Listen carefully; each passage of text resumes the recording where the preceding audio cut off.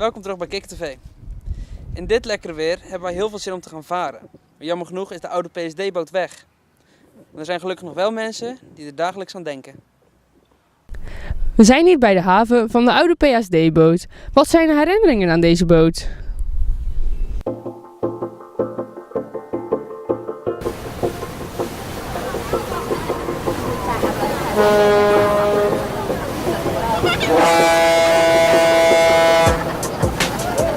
Wat was uw taak precies bij de PSD? Ik ben begonnen in 1979 als kaartverkoper-controleur en daarna als terreinopzichter-controleur tot het sluiten van de punt. Ja. En wat hielden die taken precies in? Nou ja, het terreinopzichter-controleur, dat heb ik het langst gedaan. Dat was gewoon de auto's en de vrachtwagens op hun plaats zetten op het veerterrein in volgorde van aankomst. En het controleren van de kaartjes en het laden van de schepen.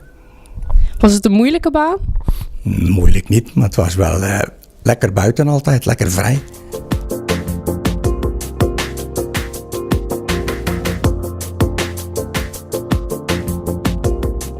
Wat zijn de raarste dingen die u heeft meegemaakt?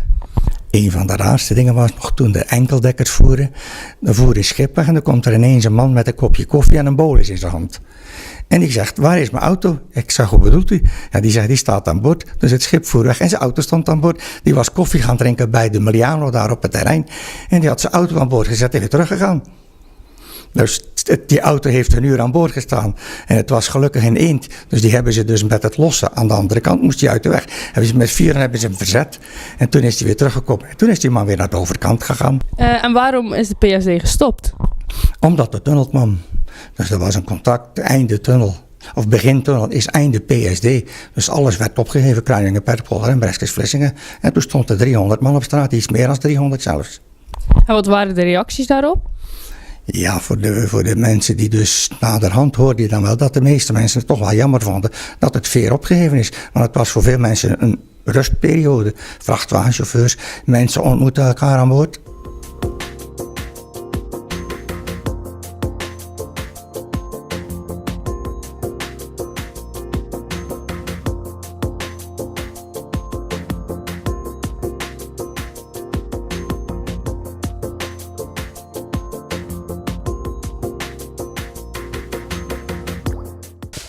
Hoe vaak bent u meegevaren met de PSD? Ja, ik heb dat ooit wel eens ongeveer berekend. En ik kom net niet aan 10.000 keer. En wat voor speciale dingen heeft u meegemaakt op de boot? Nou, het is wel eens spectaculair als het stormde. Tegenwoordig bij windkracht 8 dan stoppen ze al. Maar toen die tijd dan gingen ze maar gewoon door totdat het echt niet meer ging. Dus ik heb er wel eens op gezeten toen er een vrachtwagen ondersteboven is gevallen. Die ging echt op zijn kant. En wat hebben ze toen gedaan? Dat weet ik niet, want hij kwam netjes in Breskes aan. En toen dacht ik van nou, ik kan wel naar huis toe. Dat zoeken ze maar uit op die boot. Maar ze hebben hem denk ik er gewoon weer netjes afgehaald. Want de volgende dag konden we gewoon weer mee. En wat veel mensen zeggen zijn natuurlijk de broodjes kroket op de boot. Heeft u daar ook van meegenoten? Nou, broodjes kroket iets minder. Wel af en toe zo'n flesje bier. Maar ook dat heb je in de tunnel niet. Dus dat is wel een verschil inderdaad. Ja. Je kan niet eventjes zitten en iets lekkers eten of drinken. Ging u liever met de PSD of wat nu moet met de auto door de tunnel? Ja, het voordeel van de tunnel is dat je elk moment van de dag erdoor kunt. Ja, heel soms gebeurt het wel eens dat je er niet door kan, maar de PSD had het nadeel. Je moest daar precies op de tijd zijn dat hij vertrok. En als je er niet was, als je te laat was, dan was hij weg. Moest je of een half uur wachten of een uur. En als je dan pech had bij de laatste boot, dan kon je alsnog richting Antwerpen rijden en op die manier zien thuis te komen. Dus dat is wel een voordeel van de tunnel, dat je er eigenlijk altijd door kunt.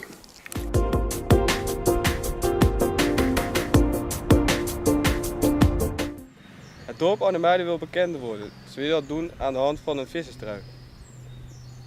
We zijn in het vissersdorp Arnhemuiden, wat in 2013 zichzelf op de kaart van Nederland wil brengen door zijn eigen DNA aan te tonen aan de buitenwereld. Zo moet Arnhemuiden aantrekkelijk worden en blijven voor inwoners en bezoekers. Vandaag is het de presentatie van de Arnhemuidse trui. Deze trui moet het modische gezicht van Zeeland worden.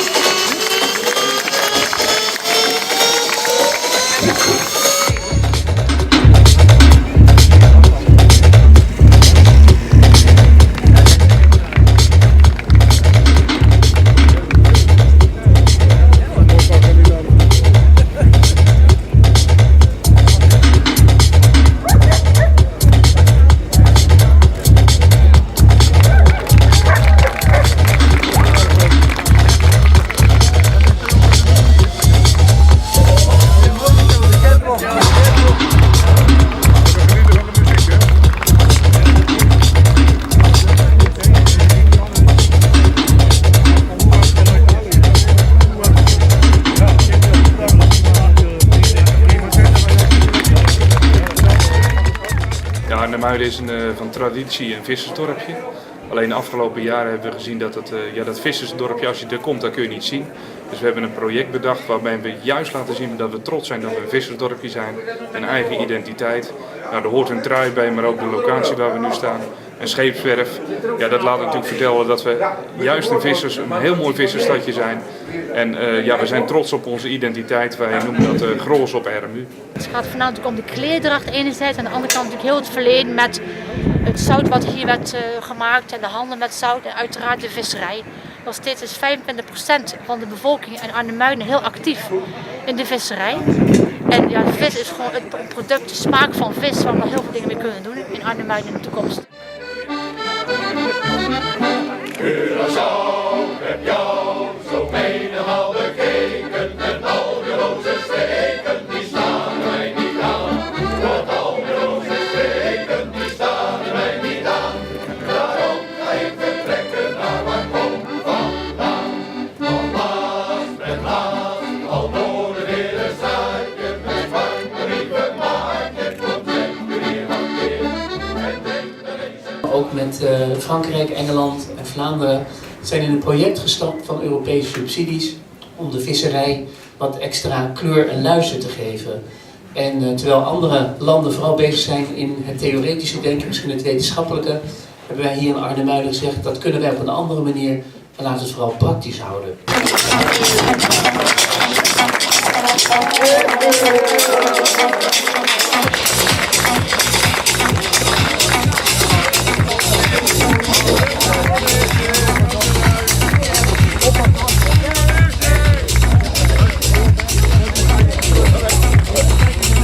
Een schitterend plekje om te wonen is. We hebben een hechte samenleving.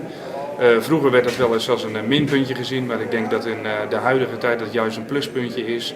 Dat je kunt zien dat je snel wordt opgenomen in die samenleving.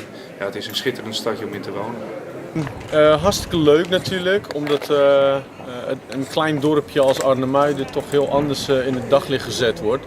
En je laat natuurlijk ook de buitenwereld zien wat het een beetje inhoudt, wat de historie van zo'n visserstrui is en wat die mensen een beetje voor staan en wat Arnhemuiden is eigenlijk. Omdat het natuurlijk zo klein is, daar hoor je bijna niks van.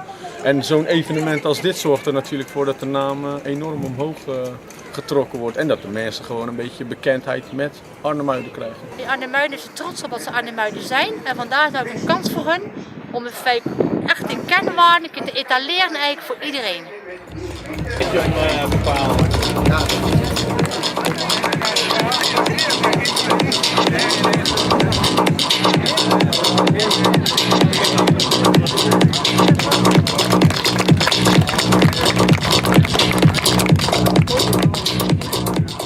De Albert Heijn in Oostburg is een beetje uit de tijd. Daarom is deze ook verbouwd en vernieuwd.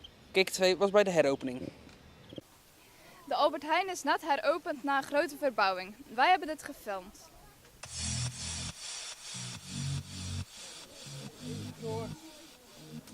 Wat verwacht u van de nieuwe Albert Heijn? Nou, dat zal wel heel goed zijn, hè.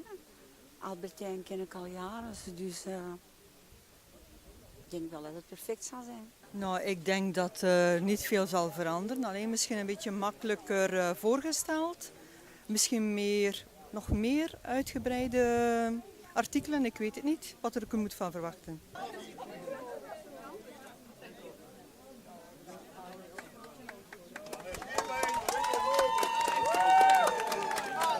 Wat was de reden om de supermarkt uit te breiden? Nou, de supermarkt was de laatste tijd al verouderd en het was hartstikke druk hier zo. In de zomer hebben we heel veel toeristen. De vierkante meters waren niet meer voldoende om alle klanten op een keurig nette manier af te helpen. En dat was de voornaamste reden dat we verbouwd zijn. Meer meters, moderne winkel, het laatste nieuwe concept van Albert Heijn. En het is mooi gelukt. Wat is er precies veranderd aan de winkel? Nou, zoals je wel kan zien, hij is heel modern geworden. Hij is heel ruim geworden. Daar is 400 vierkante meter nieuwbouw bijgekomen. En meer verkoopmeters, meer assortiment. Kortom, de klant kan er alleen maar gelukkiger van worden. Hè? En bent u blij met het eindresultaat? Ik ben zo trots als een pauw.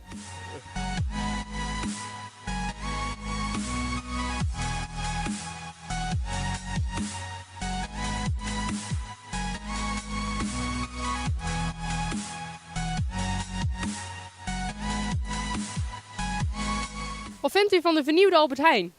Nou, lekker thuiskomen, hè? Eindelijk een grote, ruime winkel. Ja, hij is veel groter geworden en mooier.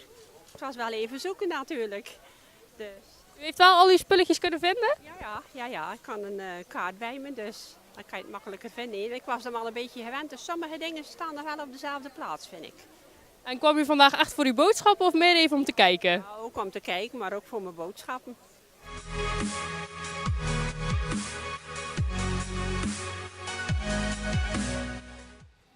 In Schoudijken staat er een molen die te bezoeken is.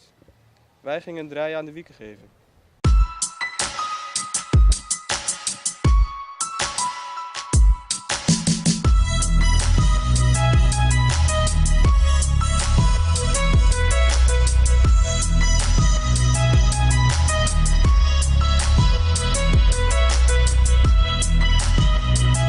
Dus uiteindelijk, zoals vandaag, toch een 3 à 4 Beaufort hoe nodig om als je stenen inrichten om te kunnen platen. De stenen die wegen nog al een paar duizend kilo. De graan dat je ertussen duwt, die heeft de wrijving, dus je moet eigenlijk al serieus wat kracht hebben om te kunnen gaan malen. Nu wat we gezien hebben op onze zeilen liggen nu momenteel op alle 4 de routes zijn momenteel halve zeilen, dus de zeilen zijn maar half vol, de wieken zijn maar half vol met zeil. Moesten we natuurlijk zeggen, kijk, we gaan vandaag ook malen, we hebben al voldoende wind. Dan kun je natuurlijk je zeilen over de volledige wiek gaan leggen en dan heb je natuurlijk ook weer al meer wind van en dan moet je een beetje mee gaan spelen. Hier is het wel die molen en dat dit dan. Ja, dus je ziet eigenlijk het grote wiel die verticaal draait, die zit op de molenas. Ja. Dus die drijft het kroonwiel aan, die dus horizontaal ligt, dus aan de hand van het kammensysteem. En dat is eigenlijk de handaandrijving van de molen. Ik ben Karel Malkorps en ik ben lid van de stichting De Hulstersmolen. Dat doen we met 5 leden, voorzitter, secretaris en 3 bestuursleden. In 1884 is die gebouwd. Daar stond dus een staakmolen, dat is zo'n houten vierkante molen. Die draait, het hele huis draait op de wind. Die stond aan die kant van het huis. Die is in 1884 omgestormd. Maar die zijn zeer windgevoelig. Dan is er hier die stenen molen gebouwd. En die brandde in 1900 af. Was hij nog maar 16 jaar oud, dan brandde die uit. Ja, die romp bleef al staan, maar binnen werd hij helemaal uitgebrand. Dat was in 1900. En dan hebben we de oorlogsjaren gehad, dan is hij veel beschadigd. Dan hebben ze er nog de kapjes eraf geschoten. Dan hebben ze voor heel de streek gemalen hier, want dan was er nergens, alle molens waren kapot die er waren. Dan hebben ze hier nog gemalen met de kap open van boven, dat was ook kapot. Om de mensen te voorzien van meel. Zo moet je het zien, elk dorp had vroeger 2 molens. Dan kun je wel nagaan hoeveel dat er hier gemaakt werd. Hè? Je kunt zo'n 1000 kilo per dag draaien. Niet als ze alle dagen draaiden, want als er geen wind was kon je niet draaien, want ze moesten van de wind afhankelijk. Maar vroeger hebben ze nog een motor gehad hier, en later als er zoveel werk is er daarachter nog een motor gezet. Met een dieselmotor hebben ze dus gemalen omdat ze te weinig tijd kregen om de boel klaar te krijgen, want er was zoveel vee. En er stond er een in Sasput en hier een. In Groeten stonden 2, in Oosber stonden 2, in Zuid-Sander stonden 2, in Katzand stonden 2. Bijna overal, in elk dorp hier in West-Vlaanderen stonden 2 molens. Die mensen die hier wonen in de streek, die zie ik eigenlijk te weinig. Vanmorgen is er nog één geweest, god, ik woon hier vlakbij en ik zie die molen altijd draaien, ik ben er nog nooit geweest. Toen zeiden we vanmorgen, we gaan toch eens gaan kijken op die molen. Dat moeten we toch eens doen, we wonen er zo kort bij. Dat vind ik dan leuk natuurlijk, dat je eigen mensen hier ook krijgt. Hè? En dat is eigenlijk vind ik een beetje te dun. Maar ja, die mensen zijn ermee opgegroeid hier en die zeggen, ja, daar staat die molen, die kennen we allemaal, maar hoe het werkt, maar dat weten de meesten niet hoor. Nee, daarom ben ik zo blij als de eigen mensen komen, hè, om dat dan te vertellen. Hier, het spel, hè.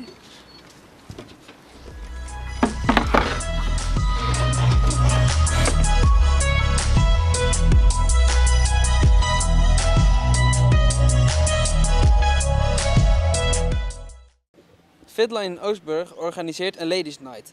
Dit doen ze om geld in te zamelen voor Pink Ribbon. Kijk TV rent mee.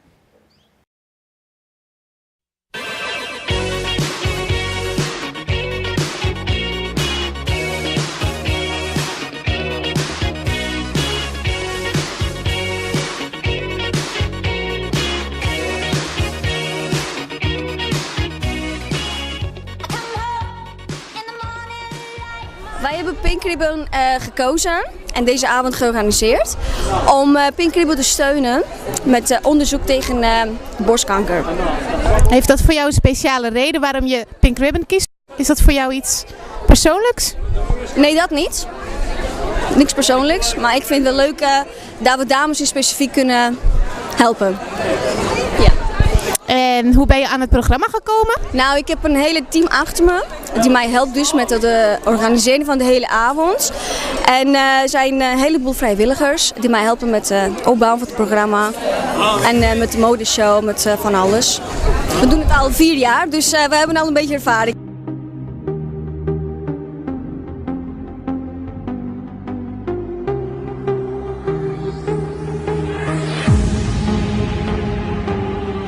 From city to city, from place to place, it's the life that we dream of, that we create.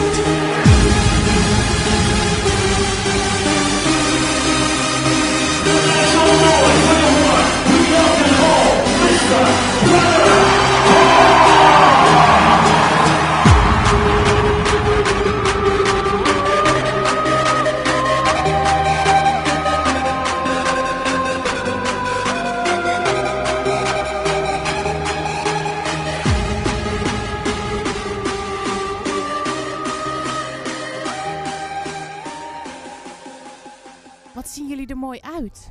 Dank je. Waarom zien jullie er zo mooi uit? Voor de modeshow. De modeshow, dat is wel super spannend. Heb je dat al eens vaker gedaan? Ja. En jij? Ook. En hebben jullie dan ook speciale pasjes geoefend of zo? Ja. Laat eens zien.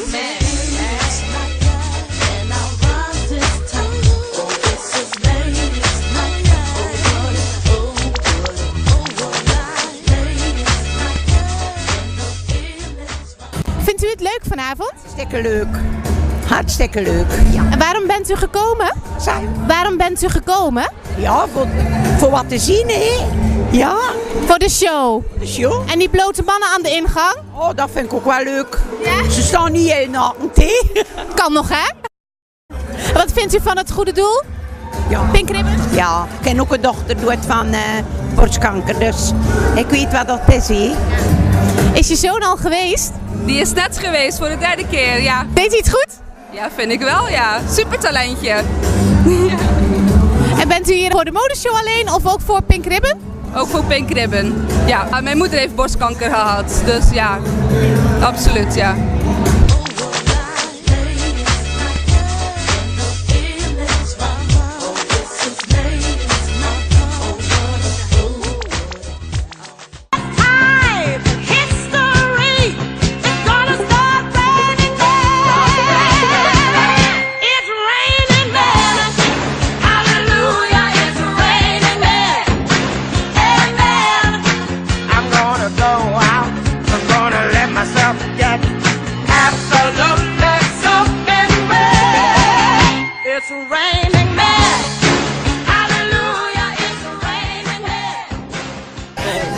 Hey, heb je dit al vaker gedaan? Ja, ik heb dit al 2 keer eerder gedaan, dus dit is de 3e keer. En leuke reacties gehad? Ja, zeker. Ja hoor. Dat is wel iets waar je wel een heel jaar voor traint, zeg maar. En ben jij tegelijkertijd ook de surprise act van Strakjes? Nee, dat is iemand anders.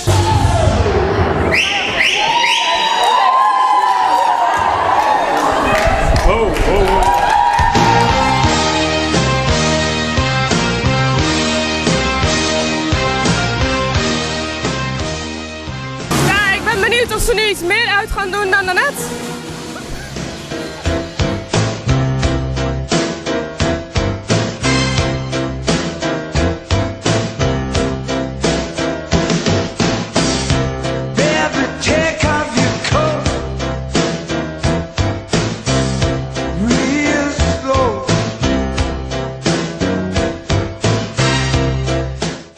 Het is de laatste schooldag voor de examenklasse van het Swingcollege. Er is veel georganiseerd. Kik TV ging weer even terug naar school.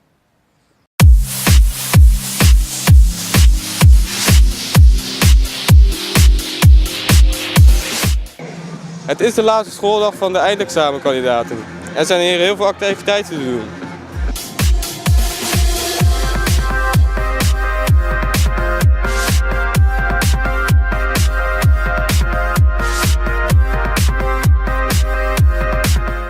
Wat is LSD? LSD is een feest voor de laatste schooldag voor de examenkandidaten. En wat voor activiteiten zijn er allemaal? Nou, er zijn een aantal activiteiten. Het is sowieso een feest met eten en drinken en muziek zoals je op de achtergrond hoort. Verder hebben wij een paar gigantische springkussens. Er komt er dadelijk nog eentje bij. En we hebben tussendoor wat acts. En daar hopen we de mensen ook nog een beetje mee te verrassen. En hoe lang zijn je ongeveer met de voorbereiding bezig geweest? Maandje of 2 denk ik. Ja, een maandje of 2 zijn we in pauzes bij elkaar gekomen. En daar hebben we overlegd wat er nou goede plannen waren, hoe je het allemaal op moet zetten, waar je rekening mee moet houden. Dat hebben leerlingen eigenlijk zelf gedaan. Ik heb eigenlijk alleen maar gestuurd daarin. En daar hebben ze echt maar behoorlijk in verrast. Ze hebben heel leuk iets neergezet, dus ik ben heel tevreden.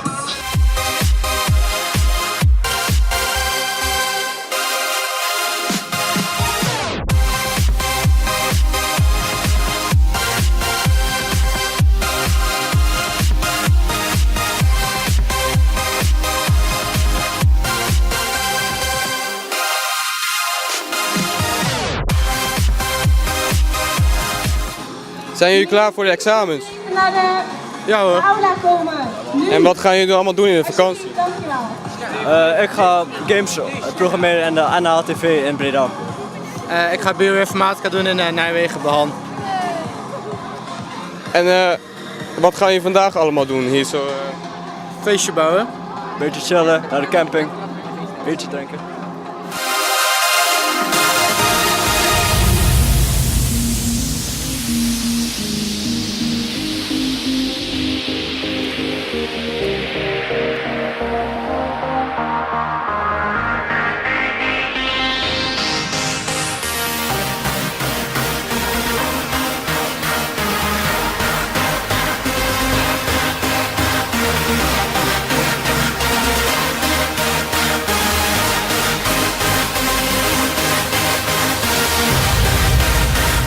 Zijn jullie klaar voor de examens? Ja hoor, denk het wel. Denk dat het moet gaan lukken. Ja, tuurlijk. En wat gaan jullie doen in de vakantie?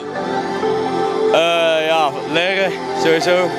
En voor de rest weet ik het nog niet. En wat is jullie plannen na de vakantie? Ja, veel zuipen natuurlijk. Gewoon lekker feesten, losgaan. Gewoon niet meer aan school denken.